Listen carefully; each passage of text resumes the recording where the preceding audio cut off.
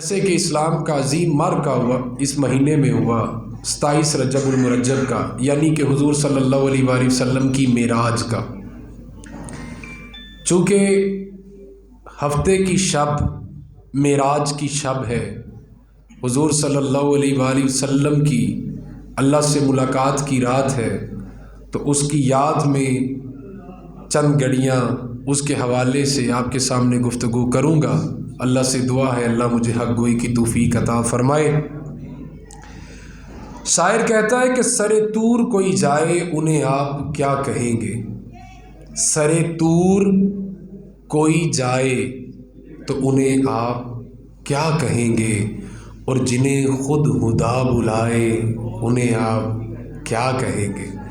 سر طور، جو طور پہ جا کر ملتے ہیں انہیں آپ کیا کہیں گے، وہ رب کے کلیم ہیں۔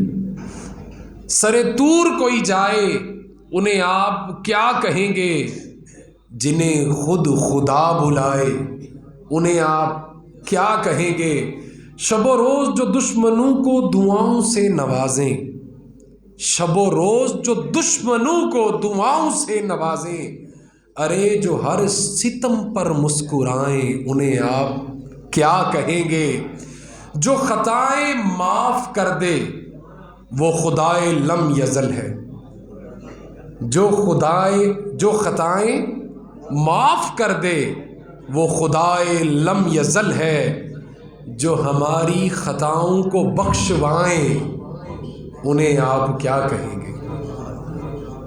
جو خطائیں معاف کر دے وہ خدائے لم یزل ہے، جو ہماری خطاؤں کو بخشوائیں انہیں آپ کیا کہیں گے۔ جو کرے کلام رب سے وہ کلیم کا لقب پائیں، جو طور پہ رب سے کلام کریں تو وہ کلیم کا لقب پائیں، جو کریں کلام رب سے تو کلیم کا لقب پائیں، اور جو خدا سے مل کے آئیں انہیں آپ کیا کہیں گے۔ وہ کلیم ہیں جنہوں نے پہاڑی پہ کھڑے ہو کے آواز سے بات کی، وہ کلیم بن گئے، لیکن جو سامنے دیکھ کر آئے وہ حبیب بن گئے۔ حضور صلی اللہ علیہ وآلہ وسلم کو اللہ تبارک و تعالیٰ نے 27 رجب کو معراج عطا فرمائی، اپنے حریم ناز میں دعوت دی۔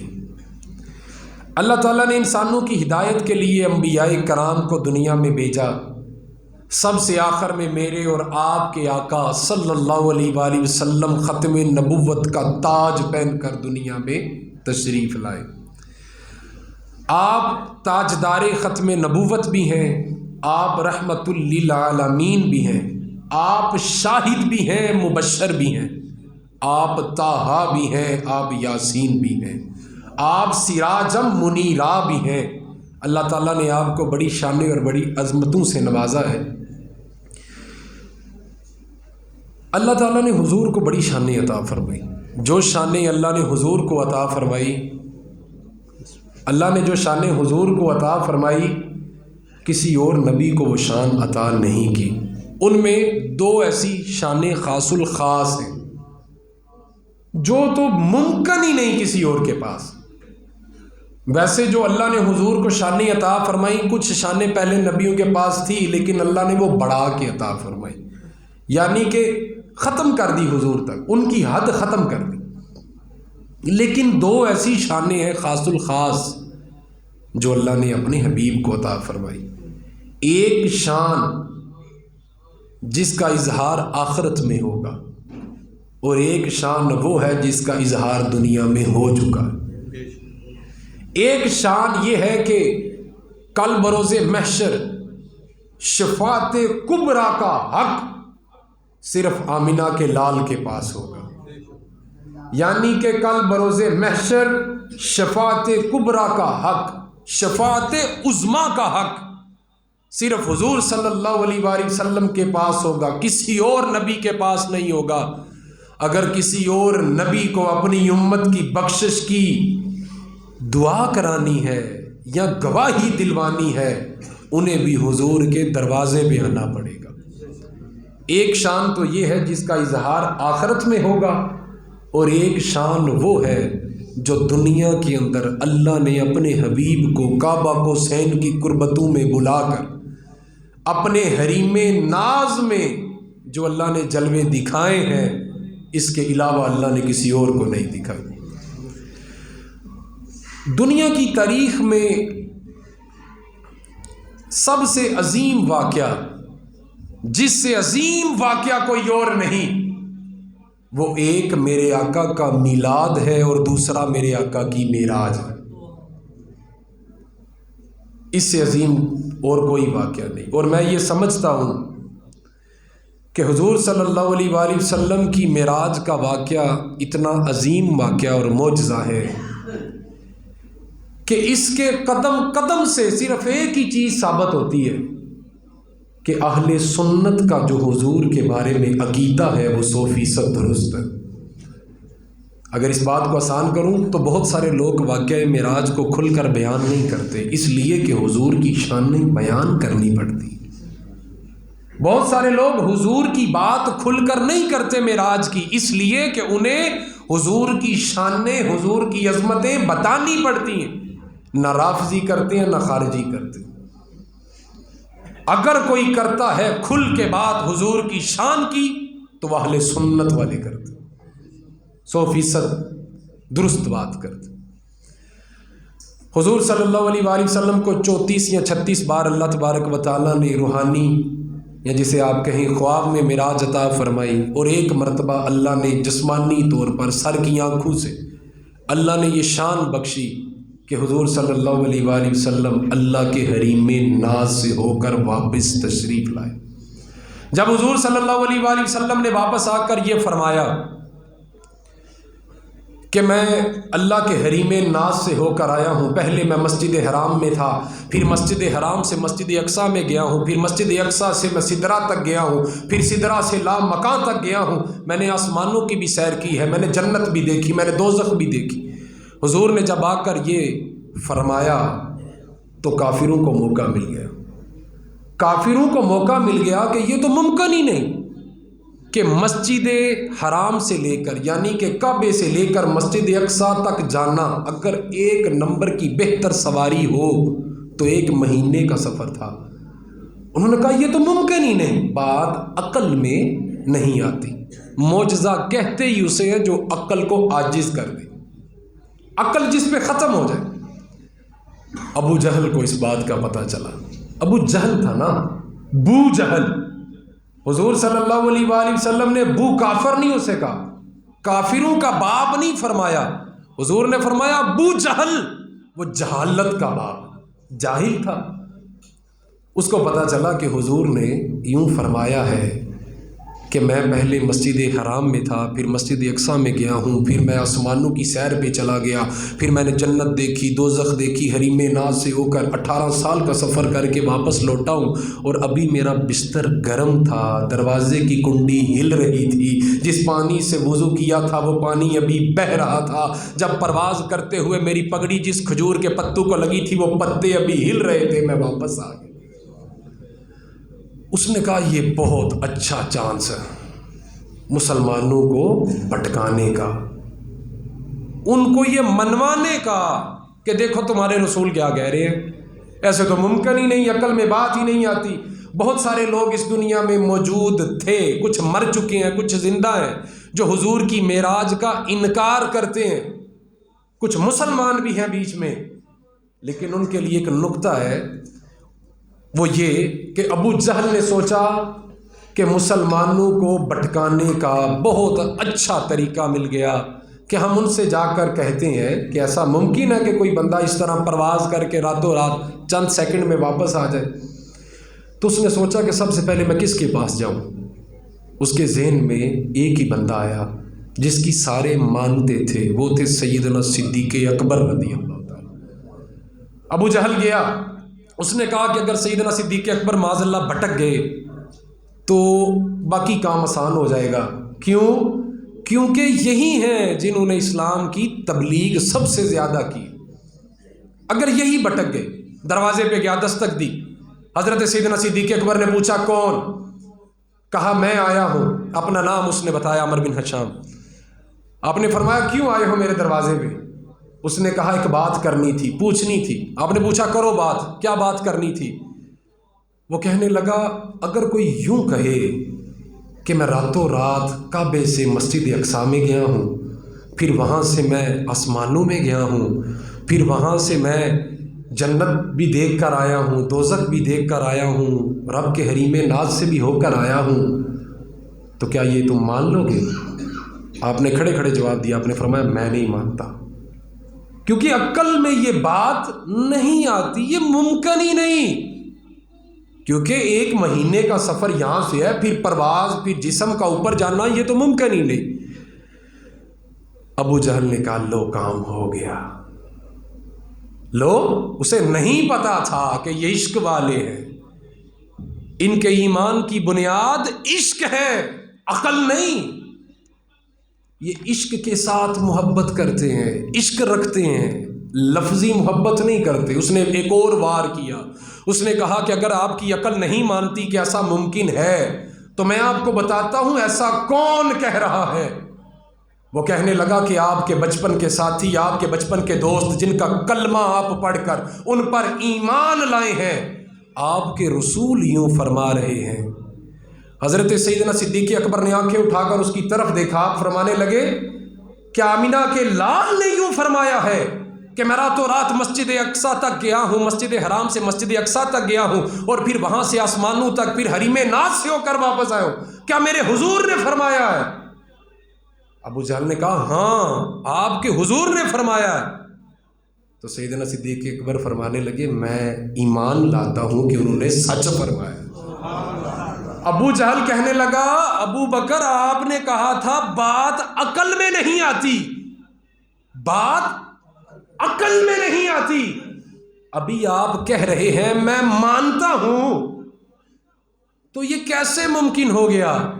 تو حضرت سیدنا صدیق اکبر بڑے میٹھے انداز میں اسے فرمانے لگے کہ نادان، تو نے کہا تھا اگر کوئی کہے، وہ تو کوئی نہیں نا، وہ تو میری جان ہے، وہ جان ہے جہان کی، جان ہے تو جہان ہے، زیراں زبراں شداں مداں شان تیری بھی چاہیاں، اور بے خبراں نو خبر نہ کائی خاصاں ہی رمضاں پائیاں۔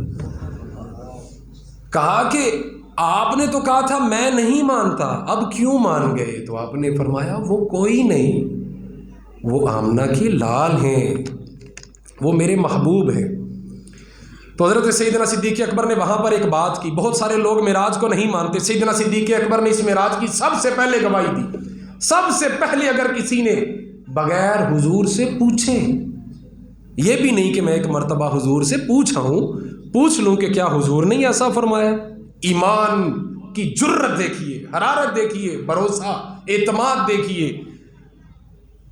کہا کہ بس ان کے منہ سے سنا کہ حضور نے یوں فرمایا، تو کہا انہوں نے جو فرمایا ٹھیک فرمایا۔ تو حضرت سیدنا صدیق اکبر نے بہت بڑی بات کہہ دی، آپ نے فرمایا تم تو یہ کہہ رہا ہے نا کہ وہ فرما رہے ہیں کہ میں وہاں جا کر مل کر آیا ہوں، میں تو یہ مانتا ہوں، لیکن اگر وہ اس سے اگلی بات بھی کرتے تو میں مان لیتا۔ اب اس سے اگلی بات کیا ہو سکتی تھی؟ اب حضور وہاں پر گئے، ابو جہل نے آ کر ان کو معاذ اللہ بھڑکانے کی کوشش کی، آپ نے فرمایا میں مانتا ہوں، وہ جو کہیں میں مانتا ہوں، اب اس سے اگلی بات کیا ہو سکتی تھی؟ حضرت سیدنا صدیق اکبر نے ابو جہل کو سمجھ دلانے کے لیے، اسے بتانے کے لیے کہ تو کن کا امتحان لے رہا ہے، تو کہاں ٹائم گزار رہا ہے، کس کو بھٹکانے کی کوشش کر رہا ہے؟ آپ نے فرمایا تو یہ بات کہہ رہا ہے کہ انہوں نے یوں فرمایا کہ میں گیا تھا وہاں ہر چیز دیکھ کر آیا ہوں، ایسے ایسے جلدی گیا ہوں اور جلدی لوٹ آیا ہوں، دنیا کا وقت رک چکا تھا، تو میں مانتا ہوں، اگر وہ اس سے اگلی بات بھی کرتے تو میں مان لیتا۔ ابو جہل کہنے لگا اس سے اگلی بات کیا ہو سکتی ہے؟ تو سیدنا صدیق اکبر کا ذوق دیکھیے، سیدنا صدیق اکبر نے دستک دی ہے اس ہر مسلمان کے ذہن پر جو حضور کی معراج سن کر سوچ میں پڑ جاتا ہے کیا یہ ممکن ہے کہ نہیں ہے۔ ہمیں کوئی غرض نہیں کہ کیا حضور گئے، کیسے گئے، کیوں گئے، کہاں پہنچے، ہمیں اس چیز سے فقط کوئی تعلق نہیں. ہمیں اگر تعلق ہے تو حضور کے فرمان کے ساتھ ہے یا رب کے قرآن کے ساتھ ہے. حضور نے فرما دیا میں گیا ہوں تو گئے ہیں. حضور نے فرما دیا میں رب کے حریم ناز سے ہو کر آیا ہوں تو ہو کر آئے ہیں, کیونکہ ہم حضور کو صادق و امین مانتے ہیں, ہم حضور کو اپنا آقا و مولا مانتے ہیں. سیدنا صدیق اکبر نے اس ایمان کی گواہی کو مضبوط کیا. آپ نے فرمایا تو کہتا ہے کہ وہ وہاں جا کر دیکھ کر آئے ہیں, تو کہہ رہا ہے کہ وہ وہاں سے ہو کر آئے ہیں. تو نے مجھے آ کر بتایا, میں یہ مانتا ہوں, اگر تو اس سے اگلی بات بھی کرتا میں وہ بھی مان لیتا. اس نے پوچھا وہ اگلی بات کون سی ہے؟ آپ نے فرمایا وہ وہاں جا کر دیکھ کر آئے ہیں. میں مانتا ہوں اگر خدا کو وہ یہاں بیٹھ کر دیکھ لیتے میں یہ بھی مان جاتا. اگر خدا نیچے آ کر ان کو اپنا دیدار کراتا ہے اور تو مجھے آ کر کہتا ہے کہ وہ یوں کہتے ہیں کہ خدا آیا تھا, اگر انہوں نے فرمایا ہے تو میں مان لیتا ہوں. یہ ایمان ہے, یہ بھروسہ ہے حضور پر کہ حضور صلی اللہ علیہ وآلہ وسلم نے جو کہہ دیا ساڈے نبی دی زبان ساڈے واسطے قرآن, اور کسے دا بیان چنگا لگدا ہی نہیں. تو جب تک ہمارے ایمان کا لیول یہاں تک نہیں پہنچے گا کہ ہم حضور صلی اللہ علیہ وآلہ وسلم پر پورے طریقے سے ایمان لے آئے تو ہم مومن نہیں ہو سکتے. حضور صلی اللہ علیہ وآلہ وسلم نے یہ نہیں فرمایا میں گیا, بلکہ خدا نے فرمایا میں لے گیا. سبحان اللہ بھی, میں لے گیا. پاک ہے وہ ذات جو لے گئی, وہ عیب ہی نہیں ہے اس میں, اور اس کو لے گئی جو بے عیب ہیں. ارے گند پہ بیٹھنے والی مکھی اگر کسی کے بدن پہ بیٹھے تو یہ عیب ہے, اگر کسی کے پسینے سے بو آئے تو یہ عیب ہے. ہمارے آقا تو وہ ہیں جن کے جسم اطہر پہ نہ کبھی گند والی مکھی بیٹھی, اور بلکہ حضرت انس بن مالک رضی اللہ تعالیٰ عنہ آپ روایت کرتے ہیں کہ ایک مرتبہ حضور دوپہر کے وقت ہمارے گھر تشریف لائے. حضور آرام کر رہے تھے, ہم نے ایک چمڑے کا بچھونا دیا تھا, حضور اس پہ آرام کر رہے تھے. حضور کو پسینہ آ گیا. میری والدہ نے دیکھا حضور کو پسینہ آیا ہے, صحیح متفقل ہے حدیث ہے. آپ نے فرمایا میری والدہ نے دیکھا حضور کو پسینہ آیا ہے. حضور نے کروٹ بدلی, میری والدہ عطر کی شیشی لے کر آئی, چمڑے کے بچھونے سے حضور کا پسینہ انگلی کے ساتھ اکٹھا کرنے لگی. حضور صلی اللہ علیہ وآلہ وسلم کی آنکھ کھل گئی. حضور نے فرمایا ام سلیم یہ آپ کیا کر رہی ہیں؟ عرض کی یا رسول اللہ صلی اللہ علیہ وسلم میں آپ کا پسینہ اکٹھا کر رہی ہوں. حضور نے فرمایا ام سلیم یہ کیوں اکٹھا کر رہی ہیں؟ بخاری کے اندر مسلم کے اندر یہ لفظ موجود ہے. عرض کی حضور آپ کا پسینہ اس لیے اکٹھا کر رہی ہوں, آپ کے پسینے کی خوشبو, یہ لفظ لکھے ہوئے ہیں, دنیا کی ہر خوشبو سے بہتر خوشبو ہے. دنیا کی ہر خوشبو سے بہتر خوشبو ہے. نعرہ تکبیر, نعرہ رسالت, اب انسان زندہ انسان چار چیزوں سے بنا ہے, جیسے کہ ہم سب لوگ پڑھتے ہیں اسکول میں بھی, کتابوں میں بھی, آپ سب بھی جانتے ہیں, آگ, پانی, ہوا اور مٹی. اگر انسان کو ان چاروں چیزوں سے دور کر دیا جائے تو وہ مر جائے. جب انسان کے اندر پانی ختم ہوتا ہے تو کیا ہوتا ہے؟ وہ بے ہوش ہو جاتا ہے. ڈاکٹروں کے پاس جاتے ہیں تو ڈاکٹر کیا کہتے ہیں؟ کہتے ہیں پانی کم ہو گیا, پانی کی ڈرپیں لگاؤ.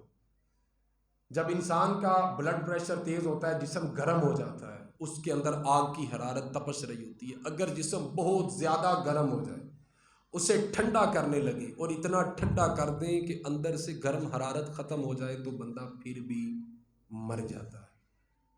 اگر انسان کو پانی سے دور کر دو مر جائے گا, آگ سے دور کر دو مر جائے گا, اور اگر انسان کو ہوا سانس لینے میں جو ہمیں دستیاب ہے اگر اس سے دور کر دو تو بھی انسان مر جائے گا.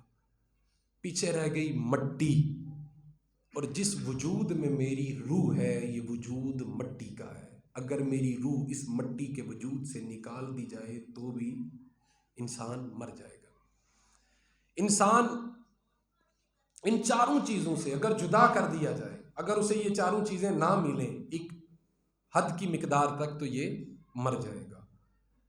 لیکن حضور وہاں تک گئے جہاں نہ آگ ہے، نہ پانی ہے، نہ مٹی کا جہاں ہے، نہ ہوا ہے۔ اللہ تعالیٰ نے حضور کو وہ بلندی عطا فرمائی، وہ بلندی عطا فرمائی کہ وہاں پر بلندیاں بھی ختم ہو جاتی۔ آپ بلندی کو کس پیمانے سے دیکھتے ہیں؟ میں کہتا ہوں کہ یہ مکان بہت بلند ہے، مکان سے درخت بلند ہے، درخت سے پہاڑ بلند ہے، پہاڑ سے چاند بلند ہے، چاند سے سورج بلند ہے، سورج سے آسمان بلند ہے۔ ہر بندے کا کوئی نہ کوئی زاویہ ہوتا ہے دیکھنے کا، وہ اندازہ کر سکتا ہے۔ اگر آپ چھت پہ کھڑے ہیں، آپ چھت پہ کھڑے ہو کر کہتے ہیں کہ میں بلند جگہ پر کھڑا ہوں، تو میں مان لوں گا۔ کیوں؟ کیونکہ آپ چھت پر کھڑے۔ اگر آپ کسی پہاڑ کی چوٹی پر کھڑے ہو کر کہتے ہیں کہ میں بہت بلند ہوں، تو میں مان لوں گا، کیونکہ آپ واقعہ ہی بلند جگہ پر کھڑے۔ سمجھ آ رہی بات کی؟ حضرت شاہ ولی اللہ محدث دہلوی رحمۃ اللہ علیہ آپ اصلاح کرتے ہیں ایمان کی۔ آپ فرماتے ہیں کہ یوں مت کہو کہ حضور بلندی پر تھے، بلندی پہ کھڑے تھے۔ فرماتے ہیں یوں نہ کہو۔ مثال کے طور پر عرض کرنے لگا ہوں، تشبیہ نہیں دے رہا ہوں۔ وہ کہتے ہیں کہ اگر تم یوں کہو گے نا کہ حضور بلندی پر تھے، تو یوں لگے گا کہ شاید حضور کسی بلند جگہ پر کھڑے تھے، اس لیے بلندی پر تھے۔ وہ ایک نقطہ سمجھانے کے لیے بات کرتے ہیں۔ وہ کہتے ہیں یوں مت کہو کہ حضور بلندی پر تھے، اس سے یوں لگے گا کہ شاید حضور کسی بلند جگہ پر کھڑے تھے، اس لیے بلندی پر تھے۔ اگر کوئی بندہ علم کی بلندی پر ہے، اس لیے کیونکہ وہ بہت زیادہ علم پڑھ چکا۔ اگر کوئی بندہ چھت پہ کھڑا ہے تو وہ بلند ہے اس لیے کہ وہ چھت پہ کھڑا ہے۔ آپ فرماتے ہیں یوں مت کہو کہ حضور بلندی پر ہیں، بلکہ آپ فرماتے ہیں یوں کہو کہ بلندیاں اس لیے بلند ہیں کہ ان پر میرے حضور کھڑے ہیں۔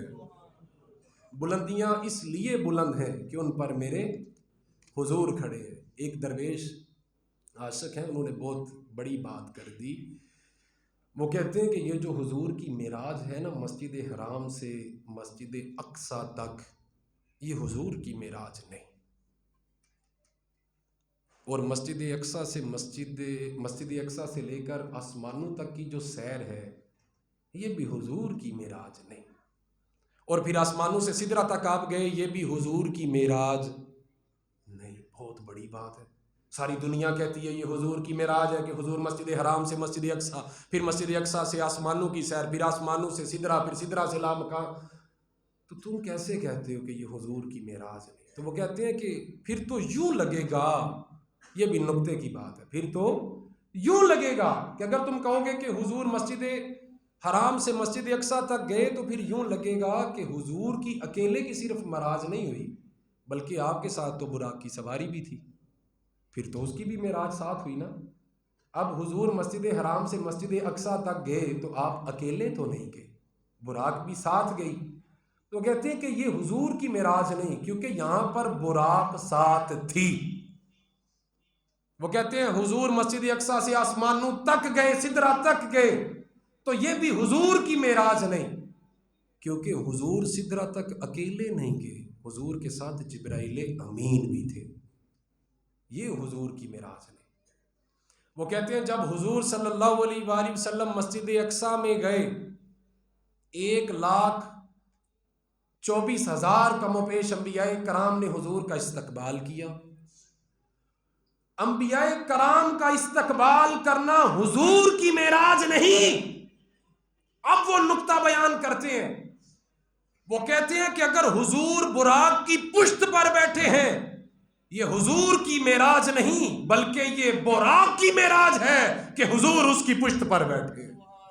وہ کہتے ہیں اگر حضور مسجد اقصی تک گئے ہیں، 1,24,000 کم و بیش انبیاء کرام نے حضور کا استقبال کیا ہے، انبیاء کرام کا استقبال کرنا یہ حضور کی معراج نہیں بلکہ 1,24,000 کم و بیش انبیاء کرام کو حضور کا دیدار نصیب ہونا یہ ان نبیوں کی معراج ہے۔ وہ کہتے ہیں کہ جب حضور سدرہ تک گئے، یہ سدرہ کی معراج نہیں، یہ حضور کی معراج نہیں بلکہ یہ سدرہ کی معراج ہے، کیونکہ عرش پر حضور کے قدم مبارک لگے ہیں، پھر وہ کہتے ہیں کہ حضور کی معراج کیا ہے؟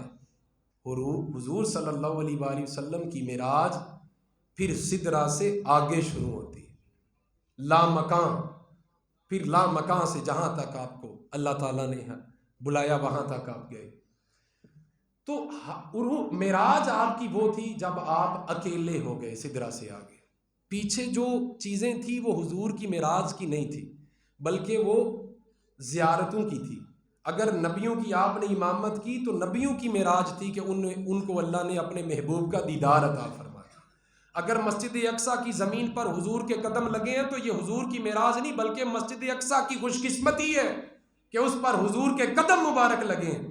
اور حضور صلی اللہ علیہ وآلہ وسلم نے جب یوں واپس آ کر فرمایا نا، متفق علیہ حدیث ہے، حضور نے فرمایا نا کہ میں دیکھ کر آیا ہوں سب کچھ اس طرح جلدی جلدی میں ہو کر آیا ہوں، تو انہیں لگتا تھا کہ شاید یہ ایسے ہی معاذ اللہ بات کر رہے ہیں۔ اب آپ یہاں پر آئے ہیں جمعہ پڑھنے کے لیے، اب آپ تھوڑی نا دروازے گنیں گے کہ اس مسجد کے 3 بڑے دروازے ہیں، 2 اندر دروازے ہیں اور پیچھے کتنے دروازے ہیں، آپ تھوڑی نہ گنیں گے، کوئی بندہ نہیں گنے گا۔ کافروں نے یہ کہا کہ حضور اگر آپ بیت المقدس میں گئے ہیں تو آپ مجھے بتائیں کہ اس مسجد کے دروازے کتنے۔ اب یہ کوئی پوچھنے والا سوال تھا، لیکن انہوں نے پوچھ لیا۔ ابو جہل تھا نا، جاہل تھا، جہالت کا باپ تھا، عقل ماری ہوئی تھی اس کی، سمجھ تو آتی نہیں۔ تو آپ فرماتے ہیں کہ اس سے پہلے کہ مجھ پہ گھبراہٹ آتی، میرے اللہ نے میری آنکھوں کے سامنے سے پردے ہٹائے، مجھے بیت المقدس یوں نظر آنے لگا جیسے میں ہاتھ کی ہتھیلی کو دیکھ رہا ہوں۔ آپ نے کافروں سے فرمایا پوچھو کیا پوچھتے ہو؟ کافر پوچھتے گئے بتائیں اس کے پلر کتنے ہیں، آپ نے گن کے بتایا اتنے پلر ہیں۔ انہوں نے پوچھا دروازے کتنے، آپ نے گن کے بتایا اتنے دروازے ہیں۔ حضور ارشاد فرماتے ہیں اس سے پہلے کہ میں گھبراتا کافر مجھ پہ سوال کر کے بھاری آ جاتے، مجھ پہ غالب آ جاتے، اس سے پہلے اللہ نے میری آنکھوں سے پردے ہٹائے، مسجد اقصیٰ کو میرے سامنے کھڑا کر دیا۔ زمین کا درود شریف پڑھیے، اللہم صلی علی محمد وعلی آل محمد صلی اللہ۔ الصلاۃ والسلام علیک یا سیدی یا رسول اللہ وعلی آلک وصحبک یا سیدی یا حبیب اللہ۔ عظیم عبادت ہے صلوات، ذرا مل کے پڑھیے، الصلاۃ والسلام علیک یا سیدی یا رسول اللہ وعلی آلک وصحبک یا سیدی یا حبیب اللہ۔ بعض مفسرین لکھتے ہیں کہ زمین کا اور آسمان کا آپس میں مناظرہ ہو گیا، زمین کا اور آسمان کا آپس میں مناظرہ ہو گیا۔ زمین کہنے لگی آسمان سے کہ میں بہت افضل ہوں، اور آسمان کہنے لگے زمین سے کہ تم سے افضل میں ہوں۔ تکرار ہو گئی دونوں کی بیچوں بیچ میں۔ مناظرہ تو بہت لمبا چوڑا ہے، مختصر سا بیان کرتا ہوں، ٹائم ختم ہو گیا۔ زمین نے کہا کہ میں افضل ہوں، آسمان نے پوچھا کس طرح افضل؟ زمین کہنے لگی کہ مجھ پر اشرف المخلوقات رہتی ہے، اللہ نے انسان کو میری مٹی سے بنایا، میرے پر انسان رہتا ہے، میں آسمان سے افضل ہوں۔ آسمان کہنے لگے کہ زمین اتنا بھاؤ نہ کھا، تجھ پر انسان رہتے ہیں، مجھ پر اللہ کے فرشتے رہتے ہیں، میں تجھ سے زیادہ افضل ہوں۔ آسمان نے زمین کو مخاطب کر کے، آسمان کہنے لگے کہ مجھ پر عرش ہے، کرسی ہے، لوح ہے، قلم ہے، تیرے پاس کیا ہے؟ مختصر سی بات کرتا ہوں، مناظرہ بڑا لمبا چوڑا ہے۔ زمین نے کہا آسمان آپ کے پاس عرش ہے، کرسی ہے، فرشتے ہیں، عروج ہے، بلندی ہے، لیکن میرے پاس مصطفیٰ کریم ہے صلی اللہ علیہ وسلم۔ آسمان کہنے لگے، پھر آسمان نے کہا حیثیت نہ بھول زمین سے، آسمان نے کہا حیثیت نہ بھول، تو اوج عرش و کرسی و لوح و قلم نہیں۔ زمین سے کہا کہ تو حیثیت نہ بھول اپنی، تو اوج عرش و کرسی و لوح و قلم نہیں۔ زمین نے کہا جب سے جبین سبط نبی مجھ پہ خم ہے، جب سے جبین سبط نبی مجھ پہ خم ہے، اس دن سے میں بھی عرش معلیٰ سے کم نہیں۔ جب سے حضور کی جبین میرے اوپر لگتی ہے تب سے میں بھی عرش معلیٰ سے کم نہیں۔ آسمان کہنے لگے، آسمان کہنے لگا فلک، کہنے لگا فلک کہ ذرا دیکھ اے زمین، کہنے لگا فلک کہ ذرا دیکھ اے زمین، میری بلندیوں کی تو محتاج ہو گئی۔ صرف ایک شب آئے تھے اس سمت مصطفیٰ، صرف ایک شب آئے تھے، ایک رات کو اس طرف آئے تھے مصطفیٰ صلی اللہ۔ کہنے لگا فلک ذرا دیکھ اے زمین، تو میری بلندیوں کی محتاج ہو گئی۔ صرف ایک شب آئے تھے اس سمت مصطفیٰ، وہ شب جہاں میں شب معراج ہو گئی۔ صرف ایک شب آئے تھے، صرف ایک شب، اتنا فخر، اتنا فخر، اتنا فخر، کہا کہ صرف ایک شب آئے تھے اس سمت مصطفیٰ، وہ شب جہاں میں شب معراج ہو گئی۔ اب زمین کو غصہ آیا، زمین کہنے لگی اگر چھیڑا ہے تذکرہ شب معراج کا تو سن، اگر چھیڑا ہے تذکرہ شب معراج کا تو سن، میرا خیال ہے کہ تیری بھول بڑھ گئی، تو بھول گیا ہے۔ اگر چھیڑا ہے تذکرہ شب معراج کا تو سن، مجھے لگتا ہے کہ تیری بھول بڑھ گئی۔ نالین مصطفیٰ کی قسم منصفی تو کر، نالین مصطفیٰ کی قسم صلی اللہ علیہ وسلم، نالین مصطفیٰ کی قسم، صحیح طرح فیصلہ کرنا ہے، صحیح طرح۔ آسمان نے کہا کہ مجھے بڑا فخر ہے کہ حضور ایک رات ہمارے اوپر آئے تھے، تو وہ رات دنیا کے اندر نایاب ترین رات ہے، بڑی مشہور رات ہے۔ تو زمین نے کہا کہ اگر اس رات تمہارے اوپر حضور کے قدم لگے تھے تو پھر فیصلہ بالکل خوبصورتی کے ساتھ، اعتماد کے ساتھ، منصفی والا اچھا فیصلہ کرو، زیادتی نہ کرو۔ کہا نالین مصطفیٰ کی قسم منصفی تو کر، تجھ سے رتبے میں میری دھول آگے بڑھ گئی۔ آسمان نے کہا کہ حضور جس شب آئے تھے نا، وہ شب جہاں کے اندر شب معراج ہے۔ تو زمین نے کہا کہ اگر تو نے تذکرہ شب معراج کا چھیڑا ہے تو سن کہ جس شب حضور تیرے پاس آئے تھے، تیرے لیے بڑی کمال کی، تجلیوں کی، کمالات کی رات تھی، لیکن وہ ایک رات حضور کے قدم لگے تو تجھے اتنا فخر ہے۔ ارے میں تو پھر مٹی ہوں، ارے میری مٹی کی دھول ہزاروں بار حضور کے قدموں کے ساتھ لگی ہے، ارے تو میری مٹی کی دھول کے ساتھ بھی نہیں مل سکتا۔ آسمان اپنے دلائل پیش کر رہے ہیں، زمین اپنی دلیل پیش کر رہی ہے۔ آسمان زمین کی دلیلیں قبول نہیں کرتے، زمین آسمان کی دلیلیں قبول نہیں کرتی۔ جب آسمان نے کہا کہ میرے اوپر عرش ہے، کرسی ہے، میرے اوپر اوج سریا ہے، میرے پاس لوح ہے، قلم ہے، میرے پاس فرشتے ہیں، زمین تو بتا تیرے پاس کیا ہے؟ تو زمین نے چپ باندھ لی اور آخر میں ایک بات کی، اس کے بعد آسمان کو چپ کروا دیا۔ زمین نے کہا خدا کی قسم تیرے پاس سب کچھ ہوگا، لیکن میرے پاس مصطفیٰ ہے، مصطفیٰ کا روزہ ہے، مصطفیٰ کے عاشق ہیں، مصطفیٰ کے غلام ہیں، مصطفیٰ کا نعرہ مارنے والے، مصطفیٰ پر جان قربان کرنے والے۔ ارے آسمان تو سن، میری مٹی میں حسنین کھیلتے ہیں، ارے آسمان سن، میری مٹی کے اندر ابو تراب سوتے ہیں، ارے آسمان سن، مجھ پر حضور بستے ہیں۔ آسمان خاموش ہو گیا، آسمان خاموش ہو گئے۔ اللہ یہ سارا مناظرہ دیکھ رہے تھے۔ اللہ نے فرمایا آسمان بولتے کیوں نہیں؟ آسمان جواب دو نہ زمین کو۔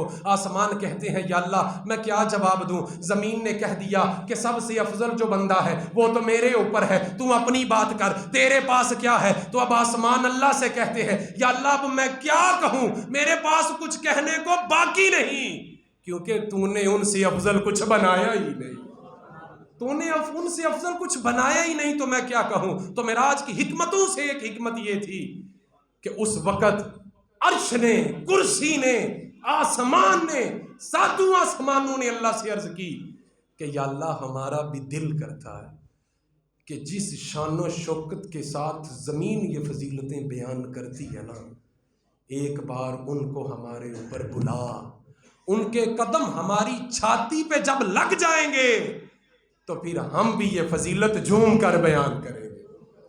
حضور صلی اللہ علیہ وآلہ وسلم گئے، اپنے نالین ساتھ لے کر گئے عرش تک، اور یہ عرش کی معراج تھی کہ حضور کے نالین عرش کے اوپر لگے ہوئے۔ تو حضور صلی اللہ علیہ وآلہ وسلم کو اللہ نے بہت مقام اور تجلیات سے نوازا، بڑے کمالات عطا فرمائے۔ ان میں سے 2 کمالات خاص الخاص ہیں۔ ایک کہ قیامت والے دن حضور کو اللہ شفاعت کبریٰ عطا فرمائے گا، شفاعت عظمیٰ عطا فرمائے گا، جو کسی اور نبی کو اللہ عطا نہیں فرمائے گا، یہ صرف حضور کے پاس ہوگی۔ اور دوسری تجلی و شان یہ ہے کہ اللہ نے کسی کو اپنے حریم ناز میں نہیں بلایا، اگر کسی کو بلایا ہے تو میرے اور آپ کے آقا کریم صلی اللہ علیہ وآلہ وسلم کو بلایا۔ سر طور کوئی جائے انہیں آپ کیا کہیں گے؟ سر طور پر کوئی اگر ملاقات کرنے جائے، سر طور کوئی جائے انہیں آپ کیا کہیں گے؟ اور جنہیں خود خدا بلائے انہیں آپ کیا کہیں گے؟ جنہیں خود خدا بلائے انہیں آپ کیا کہیں گے؟ شب و روز جو دشمنوں کو دعاؤں سے نوازیں، ارے جو ستم پہ مسکرائیں انہیں آپ کیا کہیں گے؟ جو خطائیں معاف کر دے وہ خدائے لم یزل ہے، جو خطائیں معاف کر دے وہ خدائے لم یزل ہے، جو ہماری خطائیں بخشوائیں انہیں آپ کیا کہیں گے؟ جو خطائیں معاف کر دے وہ خدائے لم یزل ہے، جو ہماری خطائیں بخشوائیں انہیں آپ کیا کہیں گے؟ جو کریں کلام رب سے وہ کلیم کا لقب پائیں، جو کریں کلام رب سے وہ کلیم کا لقب پائیں، جو خدا کو دیکھ کر آئیں انہیں آپ کیا کہیں گے؟ کل ہفتے کی شب انشاءاللہ 27 رجب المرجب ہے، کل انشاءاللہ 27 رجب المرجب کی رات ہے، حضور صلی اللہ علیہ وآلہ وسلم کی معراج کی رات ہے۔ حضور جہاں جہاں معراج کی رات گئے آپ نے وہاں وہاں 2 نفل نماز ادا کی۔ اگر آپ اسی سنت کو برقرار رکھتے ہوئے صرف 2 نفل رجب کی رات کو حضور کے توسل سے، حضور کی نسبت سے ادا کر کے یہ دعا کریں کہ یا اللہ تیرا شکر ہے کہ تو نے ہمارے حبیب کو معراج عطا فرمایا، اور یا اللہ تیرا شکر ہے کہ تیرے حبیب لوٹ کر واپس ہمارے بیچ میں آ گئے۔ حضرت ادریس بھی گئے تھے، پھر وہ لوٹ کر واپس نہیں آئے، یہ خدا کا شکر ہے، یہ شکر ہے ان کا کہ ان کو یہ جہاں پسند آئے کہ وہ لوٹ آئے۔ تو ہماری مسجد میں انشاءاللہ بروز سموار شریف یہ جو سموار آ رہا ہے، اس سموار کو مغرب کے بعد رجب المرجب شریف کی محفل ہوگی، حضور صلی اللہ علیہ وآلہ وسلم کے عاشق آئیں گے، آپ سب کو بھی دعوت ہے، آپ بھی آئیں، حضور کی باتیں ہوگی، حضور کا لنگر ہوگا، حضور کے فیض سے برکتیں حاصل کریں گے، حضور کی باتیں کر کے کچھ یادیں تازہ کریں گے۔ ہر خاص و عام کو دعوت ہے، سموار والے دن مغرب سے عشاء اس محفل میں شرکت کریں، اور 27 رجب جو کہ کل رات بنتی ہے، اپنی مصروفیت سے ٹائم نکالیں، اپنے گھروں میں چراغاں کریں، خوشبو لگائیں اور خوشی سے مہک اٹھیں۔